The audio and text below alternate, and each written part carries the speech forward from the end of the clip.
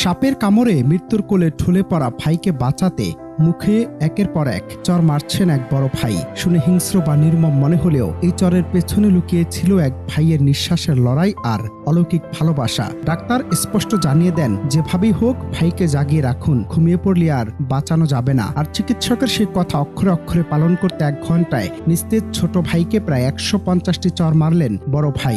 ঘটনাটি ঘটেছে ভারতের উত্তরপ্রদেশের হারদোয়ের জ্যোতিনগরে। সমাজ মাধ্যমের পাতায় ভেসে ওঠা এই রোমহর্ষক ঘটনার ভিডিও এখন বিশ্বজুড়ে কোটি মানুষের হৃদয় ছুঁয়ে সৃষ্টি করেছে তুমুল তোলপাড়।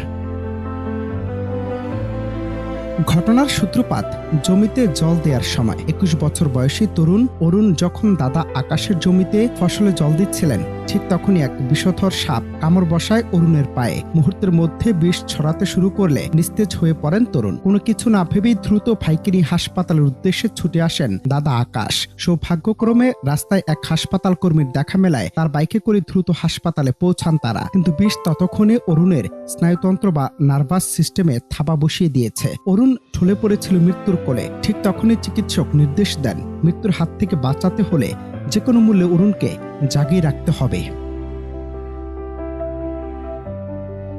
আর চিকিৎসকের এই বার্তার পরে শুরু হয় জীবন ও মৃত্যুর এক অদ্ভুত লড়াই।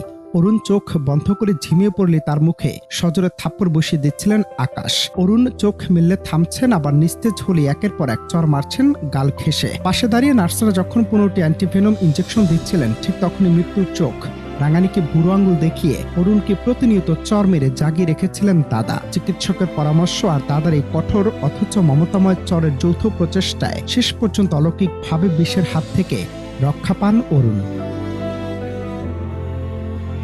সামাজিক মাধ্যম এক্স হ্যান্ডলে মনোজ্যোতি ওয়ারি NI থেকে পোস্ট হওয়া এই অবিশ্বাস্য ভিডিওটি এখন ছড়িয়ে পড়েছে প্রতিটি নেটিজেনদের ফোনে। ভাইয়ের প্রাণ বাঁচাতে দাদার এই অভিনব ভালোবাসাময় চর দেখে চোখ ভিজেছে লাখ লাখ মানুষের। অনন্ত হাসান মাসুদ, বাংলা টিভি।